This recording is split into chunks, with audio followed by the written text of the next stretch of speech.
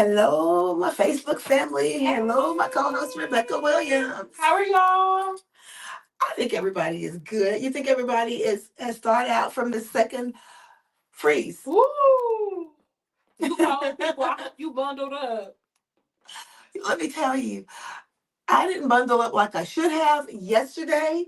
And Rebecca, I'm paying for it. I'm paying for You it. getting sick. Now, I'm not getting sick, but I'm getting a little bit stiff. Oh, you one of those. Yeah. Yeah, I'm getting a little bit stiff. But Rebecca, today we talked about um, some things that we felt we just needed to address because people have been talking to us about it. Yeah. And, you know, I'm surprised, but then again, I'm not surprised. I've been looking at a lot of comments, listening to a lot of podcasts, even listening to some YouTube videos about what the heck is going on in Washington.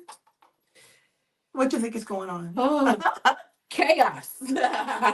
Mass chaos at every turn. Yes. Yes. And Chaos and here's the thing. Do you think that anyone is surprised? Well, like we entitled the show for today, the new Trump administration, the first 30 days. Is it all you expected? What about you? Yeah, actually, it's I've even been shocked by some things. I've told Crystal that and a lot of my audience know, especially if you follow my personal pages on Facebook and Instagram.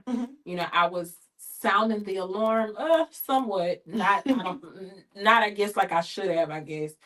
About Project 2025, and I actually read 180. No, I read 840 pages. Excuse me, of the 900-page document.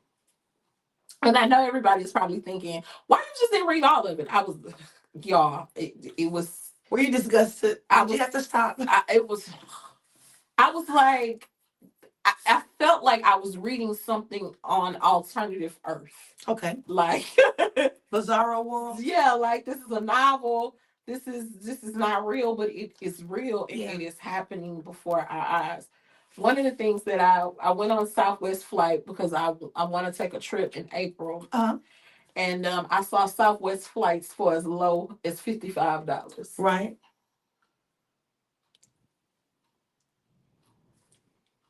Because we didn't have 87 plane crashes. Well, but the thing about it is Southwest has been doing that forever. In 2 months, we didn't have 87 plane crashes. That's 1.75 crashes a day. Yeah. And it's only been 30 days. Yeah. Well, and Rebecca, what is something that could possibly be attributed to? Let's kind of delve into that, and that's what we really want to talk about. Some of the things that have been addressed by the new administration in the past 30 days, and how it could be affecting things like air travel. Well, the FFA, the air traffic controllers, have been slashed. Yes, a lot. I think they fired over 2,000. Right. Air traffic controllers. They've cleared out pretty much. They are firing 5,000 IRS agents. Yes. Tax season is upon us. Good luck if you get your return in a nice amount of time. They fired FBI agents. All 5 inspector general. Now, for those of you that don't know what inspector generals are, their sole job is to report waste, fraud, and abuse in our major portions of government. Right. Listen to what I said. Their sole job as inspector generals, they're nonpartisan people. Right. Okay, and it's 5 of them. Yes. And they inspect waste, fraud, and abuse in all 5 of our major government entities. Right. All of them have been fired.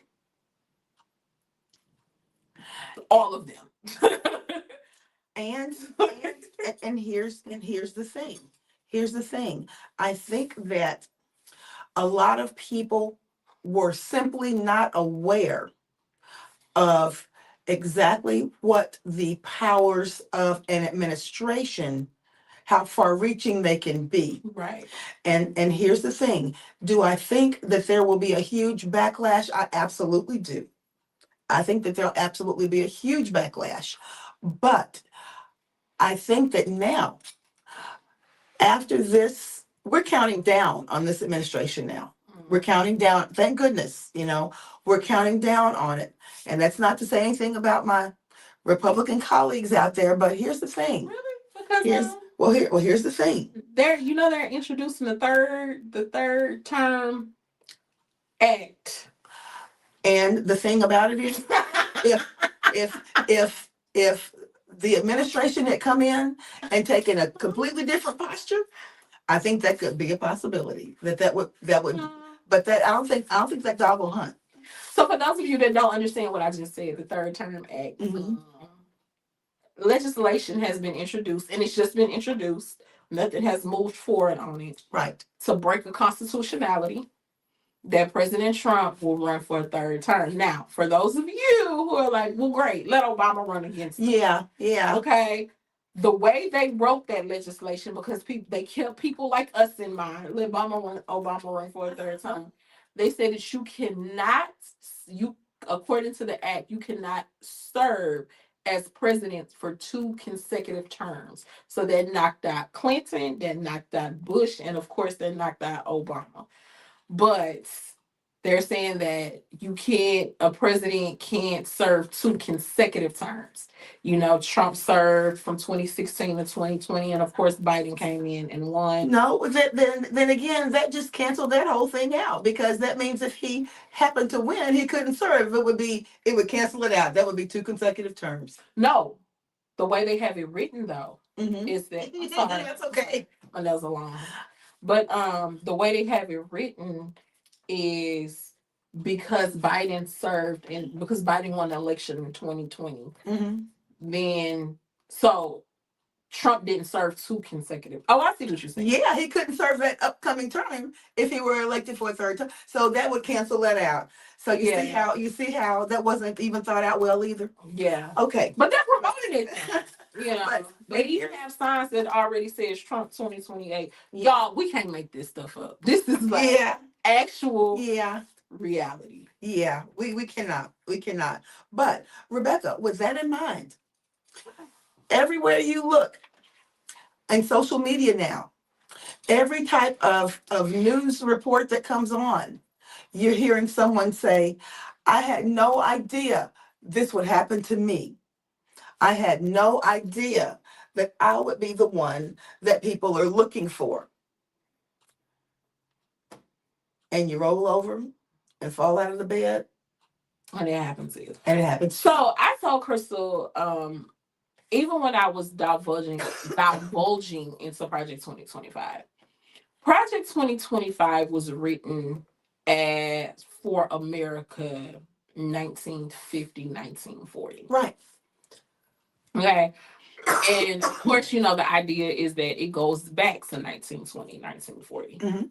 But herein lies the issue. In the 1940s and 50s, America was pretty much a homogenous or bi-homogenous society. And what I mean by that, it was blacks here and whites here. Not saying it wasn't any Asians or, like those are the 2 main Latinos or anything of that nature. Right. For the most, they were here, okay? But for the most part, it was a bi-homogenous society. So what do I mean? It was basically, for the most part, 2 racial groups.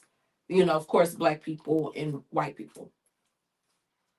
So when they put all of these laws on the books in Project 2025, those laws would hurt one group of people and another group of people wouldn't really suffer from that. But we are now 80 years post Jim Crow. Right. Okay. Well, really not even 80 years post Jim Crow because Right. it stopped in 1964. Right. But follow my logic. So now these same people who grew up in a certain time frame and who was used to um having one thing affect another race that did not necessarily affect them. It's like, okay, well, maybe we can bring those times back. But most of those people, but think about the age that most of those people are. Right. And here's why it does not work. Because now we're in the 21st century. Yeah. And we're in a global society. Yes. So it's not just a bi-homogenous group. It's multi-homogenous. Well, it's multi people here. Right. We are a melting pot. Absolutely. So it's everybody even more so probably than anyone ever would have imagined back exactly 80 years ago, 60 years ago. So the rules that you would have written for America 80 years ago, 30 years ago, 10 years ago has changed, right? But I still think people, and you hear people say the golden age of America, the golden age of America. Now, me being a history teacher, I understand what the golden age of America is. That was the time between 1934 and 1974 where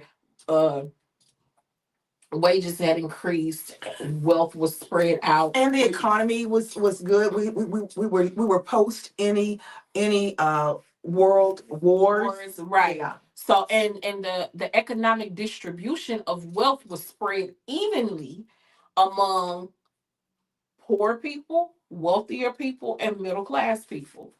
And because of these things, you know, we were able to focus on those social issues, equality, making things available for everybody.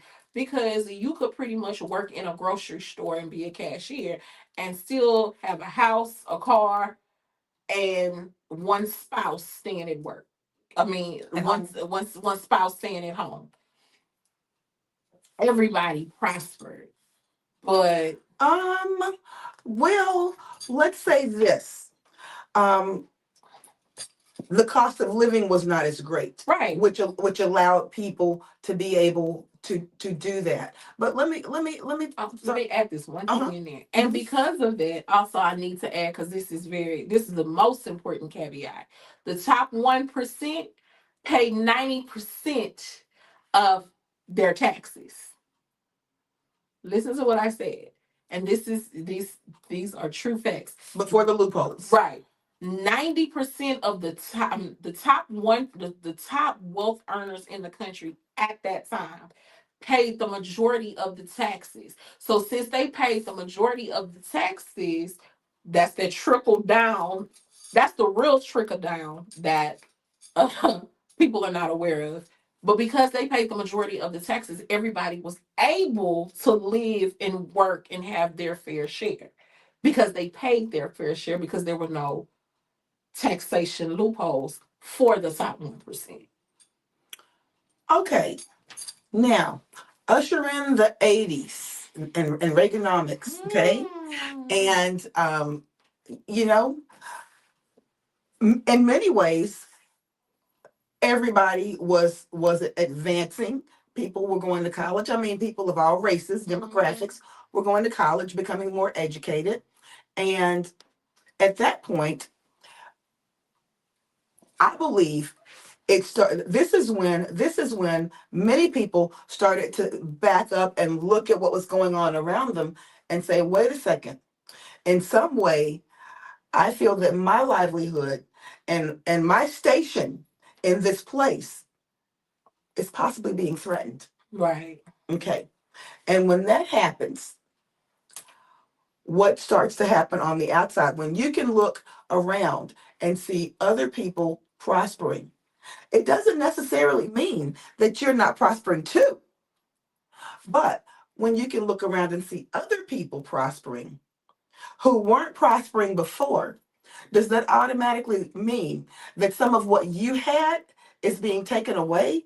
That they are somehow receiving part of what you had that made you prosper. So going back a little bit to what I was saying, this is why people were able to focus on those social issues, right? Because now you have you're having a burgeoning economy now, right? Even more so Mhm. because you have all of these people now going to college, you have all these people now getting graduate degrees, you have all of these people that are becoming homeowners, you have all of these people that are leaving the military because of, you know, Even the starting draft, businesses. starting businesses. The GI Bill was booming, and you could do everything on the GI Bill. Right. So now it's time to say, hey, now that I'm getting as educated as you, and I'm getting like you know, I'm getting educated, and I want to be upward mobile. I want to be upward mobile. Upwardly mobile, yeah.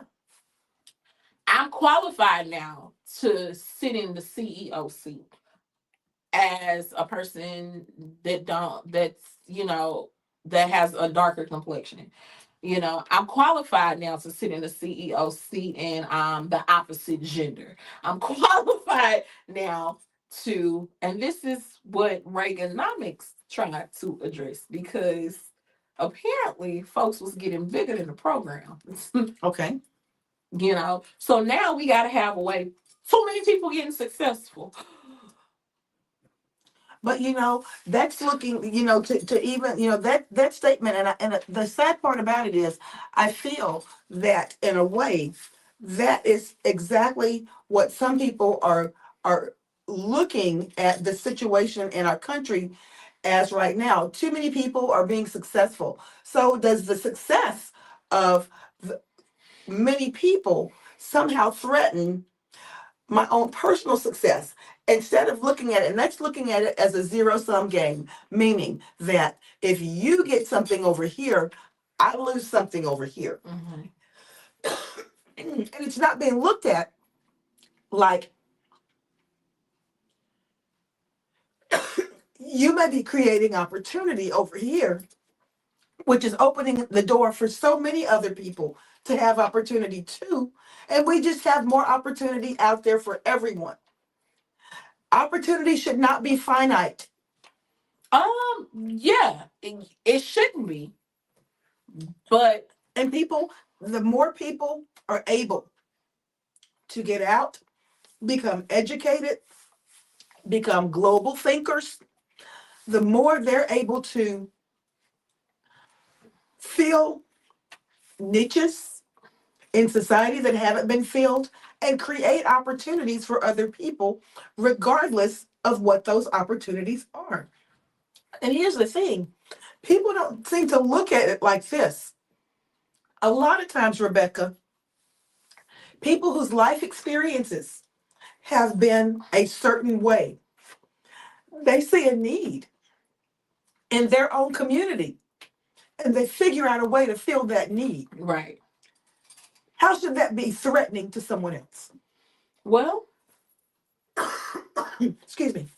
when I have been the standard of success since the beginning of time, and when I say the beginning of time, the beginning of America, since I've been the standard of success, and now I I'm am playing the devil's advocate. right, and now I'm no longer that standard anymore, because now you have people coming over here that's outperforming me in a society that was built for me. If we're just being, Let's say a society that was built.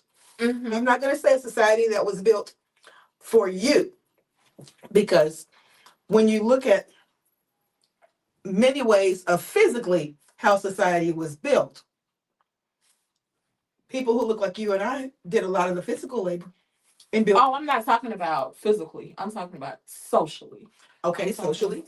I'm talking about an environment that was created for me. Yeah, it was physically built by you, but the norms of the society was essentially created But for here's me. the thing. When you think of this for a minute. Let's go back to Greenwood, like we talked about a few weeks ago. Um, you know, in Oklahoma. Let's go back to that. You say the norms of society were built so that I could achieve and have this modicum of success, right? Mm-hmm. Okay. No one else was being allowed to have that. people who looked another way weren't being allowed to have that. Right. So those people went and created their own Mm-hmm. replication of success Mm-hmm. over here. And they didn't try to infiltrate your Mm-hmm. success. They did not do that. They built their own shops, they built their own stores, they built their own products and created their own products to serve the people within their community. And they were able to create their own levels of success in their own societies. Okay. Without trying to infiltrate yours. So why was that such a threat? Because that it would be burned down. Because I don't want you to have it. That's not for you to have. But it's not what you I don't want. But listen, and I'm gonna tell you like this, and I know we're trying to be politically correct, but I have to say this non-politically. Okay. She hates when I do this, guys. No, I don't. I want you to be thoughtful with your words. Go ahead. She gave me this pep talk before we got on air, guys. So no. But seriously, when the education system was built, when the criminal justice system was built, when the governmental system was built, when all of these systems were built, they were built without us. And when I say us, I mean Black people in mind. Okay. These systems were built never to serve us. Why? Because the prevailing view has always been you will be subservient to us. So that was the prevailing view. You will always be in a position of servitude to us. Okay. So when all of these systems were built and created, nobody ever thought, well, what about the slaves in the cotton field? No, nobody cared. Nobody thought about them. Nobody cared because your position in life and what I perceived your position in life to be forever was in servitude to me. Okay. Okay. So now that we've gotten that out the way. So now Civil War happens. Reconstruction happens. Right. And now those same systems that are now in place that were never built for us to be a part of. Yes. People are saying, even them, some of them are saying, let them be a part of it. Whoa. Yes. Yes. What? Yes. What? Let them be. No, you mean Cotton Eye Joe that picked my cotton? You want them to come sit in the same seat as it? You done lost your mind. Okay? So now, because I'm not going to say all of the others were bad, they started to teach them, like, this is how society is run. This is how society is supposed to be. We're going to give you a place in our society. You are now free. You are no longer. But the prevailing view from the majority of that society is like, no, they don't get any of this. Okay. They don't get any of this. You are trying to put them on the same level as us. But you're missing my point. And this is the point that I'm making. So we accepted that. Right. We accepted that. And we decided that's okay. I don't want a part. If you don't want me to be a part of what you have created, I will go and create my own over here, never to be intertwined with anything that has to do with what you've created. Even my own HBCUs. Right. Okay. Hey, baby. So but and that's still Let me finish. Okay. But why is it that you feel, you can hear that, can't you? Okay, I'm sorry. I'm feeling the label off of my chapstick. But why is it that if what I've created for me has in no way ruptured the surface of what you have created here, why do you believe that was such, and I'm only playing the devil's advocate. Yeah, I get it. Why do you believe that was such such an abrasive thing for people to see, to the point that anyone would purpose to destroy it? You didn't want to be a part of it. That was beneath you, below you. Why would that be something that people would purpose to destroy? because you wasn't supposed. I don't want you to have none of it. I don't even want to It didn't see come you. from you. Don't matter. I don't even want because, and even groups of them have said that they have been taught from an early age, and it's been ingrained implicitly, explicitly, direct, indirect, which basically same thing, covert and overt, that it's been ingrained in them since birth that they are better than. And because they are better than, they are supposed to always have. And if somebody else has something other than you, then it's, I'm sorry. Sorry. If somebody has something other than you, then it's a problem. Because you are supposed to always have, and they should never ever win. Ever. But because that is not, and we've talked about this before, you and our history teachers, we teach about Custer's Last Stand. We've got a society that has morphed into something that none of us, especially with you Gen Zers, Gen Xers, millennials, I'm naming all of you. Not the boomers, not necessarily the boomers, but the Gen Zers, Gen X's, millennials, you have grown up in a society where you don't necessarily have to be told how someone is because it's been a pretty integrated society, except for people who have overtly chosen to make sure that there was not much infiltration. And you would think that, but here's what I'm saying. You see families now. If you look on television, look at the commercials. Okay. My sister called my attention to this and I started noticing it. Look at the commercials and the demographic of the people in the commercials. You're going to be hard pressed to find a family in there now that is a homogenous, ethnically homogenous family. And you know what we're starting to find out as millennials and Gen Z is we're starting to find out, and I think it has shaken us to our core. What's that? That just because the couples are not homogenous, that doesn't mean that they still don't carry that same thought. So, well, what do I mean by that? What I mean by that is I can date somebody of the opposite race and still be a racist or still have internalized hate. Well, and the thing about it is, but to me, when you see people in couples and especially in marriages, and we're starting to understand that now. Yes. And I think it's hurt us like a ton of bricks. And we're shocked by it now.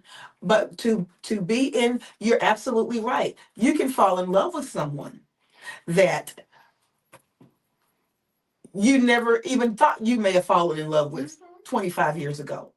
And that doesn't change who you are or how you were raised. But for you to fall in love with someone and then at that point have to decide to begin a life with this person, that's at least you saying, whether it be overtly or covertly, it's at least you saying, I'm willing to try to see you in a way that I wasn't ever taught to see you. Well, not and especially when you bring children into it. Well, not even, but then now you're having, thanks to Facebook and Instagram, you're having biracial children come out now and telling the truth about their lives as they were being raised. Yeah. And a lot of them are coming out and saying, that they were not really accepted by the very parent that birthed them with the non-ethnic parent. That's what I'm saying. A lot of Gen Zers and millennials, we're getting our eyes open because we once believed that. Like, okay, well, we're starting to make progress. Now, I'm not saying no progress is being made. I'm definitely not saying that. I've seen a lot of successful. But what I am saying is that it's still happening incrementally. And you know what? The thing about it is you're always going to have touch points of certain things that happen. I'm not saying that they happen in a vacuum. I'm going to say that they're going to be pockets. But I think for the most part, people are becoming, and societies are continuing to become less homogenous. Mhm. And you have to deal with those people in society. They're not going anywhere. So, and that's the thing that I agree with. Mhm. Like you have to understand where we are now and deal with where we are. And I think certain groups of people don't want to deal with where we are. Well, I'm glad that I have observed with the millennials, with the Gen Zers, and the Gen Xers, a an awakening of mindset to a certain degree, or at least a uh, a awareness that, okay, I'm ready to hear another perspective, Right. because this is what I've lived, not what I've been told, but Right. this is what I've lived. Mhm. And this is something that I believe is a very, very good thing, because we're talking about we're talking about just one generation before us, Right. okay? And you're talking about maybe two generations before. I'm talking about just one generation before me. Even in my generation, Rebecca, that was something, it was very, very unheard of. Mhm. In certain parts of the country, it was a lot more accepted, but in certain parts of the country, it was very unheard of. Right. But I'm glad that at this place, at this juncture in our history, in our society, in our place as Americans, that we have come to a point where it is sitting in our face, and we can decide to reject it or accept it. And the thing about it is, to reject it is simply going to put us in a place of dying together as fools, Mhm. not living together as brothers, Yeah. but dying together as fools, because it is what it is. Yeah. And when you see a family portrait now of the grandparents, great grandparents, all the grandkids sitting around, that portrait many times looks a whole lot different Yeah. than it looked even 20 years ago. Exactly.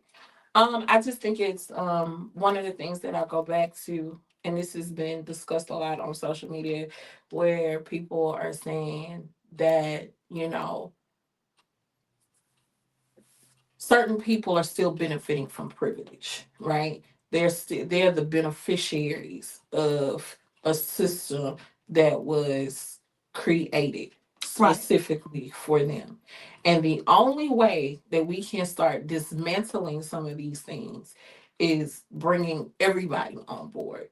But I think privilege is a wonderful thing. And let me say this, because I know we look at the term privilege and we, turn our nose up at privilege. But Not necessarily. everybody loves privilege. Yeah, I don't necessarily turn my nose up at it. Yeah, but Yeah. everybody loves privilege. Privilege is, everybody wants that exclusivity. Because you've flown United for the last 15 years, and you've got all of these points built up, and you can now sit up there in that front part where they massage your feet, and they bring you a steak, and they say, "How do you want it?"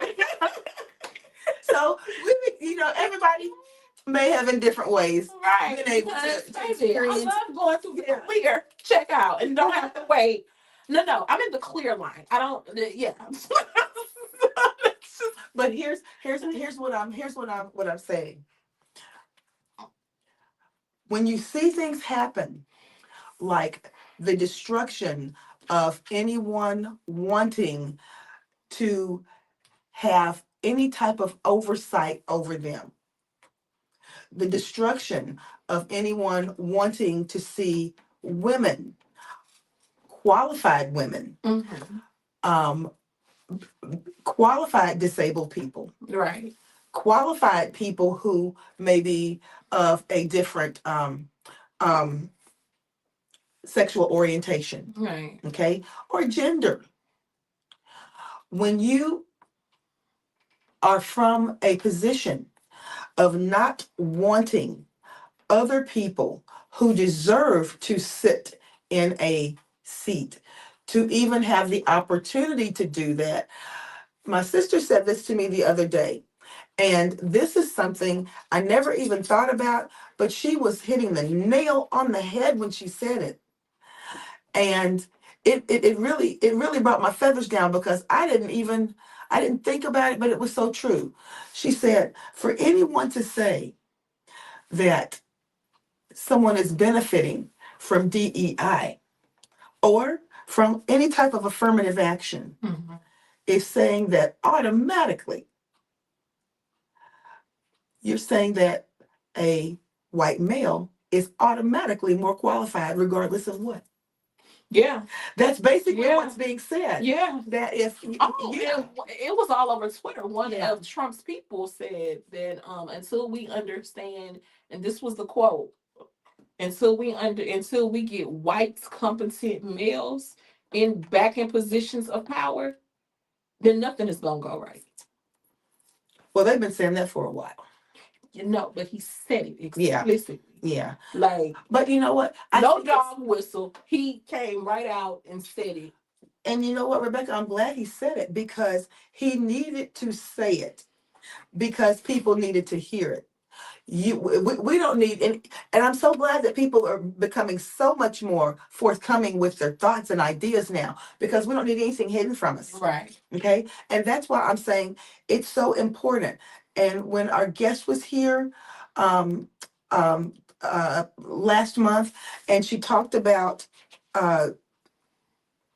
voting and getting younger people to the polls. Right.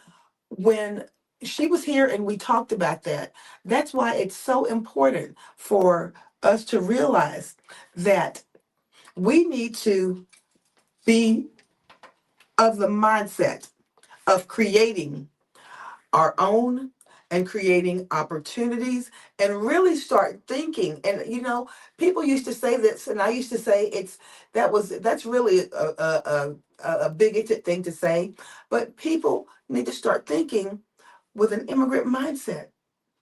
And that immigrant mindset, as far as immigrants have come to this country, many immigrants come with tunnel vision. Right. And that tunnel vision is to work very, very hard and build whatever I need to build for myself, not take it from somebody else, Right. but to build. If I've got to live in a house with 10 other people, if I have got to for 10 years so that I can save money, not go and register for this program or that program, but so that I can save money and I can go and pay cash for the house that I want, and then I can make sure that I'm educating my children, and I can bring someone else to the picture who can also do the same thing as me and begin to build. We have to be able to build for ourselves. Right. And people have got to come out of the mindset that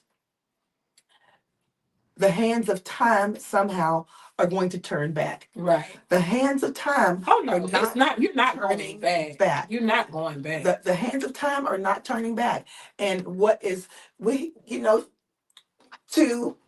got to understand that in order to make this country as great and powerful and successful as it can be, because right now we're in a really, really tenuous position. Right. I've never seen America in a position like this. Yeah. And with the world watching. And laughing. With the world watching.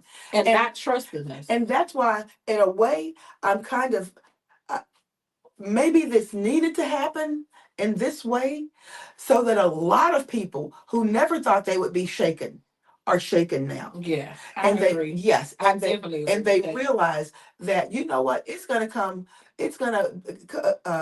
to a place where cooler heads and more sensible heads are going to have to prevail in order to get us back on track like we need to be. And let's just be honest. And we're just all being honest with ourselves. I don't care what race, color, creed, gender you are. Right. we've taken a lot of things for granted in this country. Too much for granted. You And know, that's why we're in the America, place we're in right now. America has We're too taken a comfortable. lot for granted. We just assumed we would always have democracies. We just assumed we would always have a constitutionality. We just assumed that our institutions was gonna hold up what our And, institutions and were we gonna assume hold that up. everybody believed that they were good things. Right. We just assumed that everybody was just going to play their part and we were going to function as one. Even if we didn't necessarily agree with each other, like each other, wanted to be around each other, We figure it out. we'll figure it out. We assumed a whole lot. Yeah. We just assumed that over time that the races were going to intersect with each other and we were going to be kumbaya. And even if we're not kumbaya, you're not. I'm about to watch my words here. We're we just were not going to say what we really felt, right? We weren't going to say anything that would bring shame, you know, on ourselves. That we might not have we've probably thought it, but we weren't going to say it, or at least we wouldn't gonna say it in a public venue. You know, we took a lot of our freedoms for granted. We took a lot of things for granted, and now, um, America's chickens is coming home to roost. Yes, and that's the best. That's the best way to put it. But you know what? I think that it's a pivotal. We're at a pivotal place where the chickens have come home to roost at this point, because I believe that there's still enough people, and there are who believe in what we just spoke about, that ship can be uprighted. Okay, I believe that. And here's the thing. But I do believe it's gonna get worse before it gets better. Well, and I don't. I do. I believe that many things are going to many of our constants are going to be tried. I think they're going to be tried, and we're going to have to fight diligently to make sure that they are not destroyed. But I think that enough people at this point have been hurt by what they thought was something that was going to be beneficial for them. But again, I'm going to go back to this place. When someone tells you that they are a snake with two heads, even though they have on a bonnet over both of those heads, if someone tells you who they are, you've got to believe them. Come on, Maya Angelou. Yeah. If someone tells you who they are, you've got to believe them. The first time. Yeah. The first time. Yeah. And he showed us who he was the first time. He definitely showed us who. I just think, you know, Americans, we have this A lot of people thought sensibility that no one's crazy.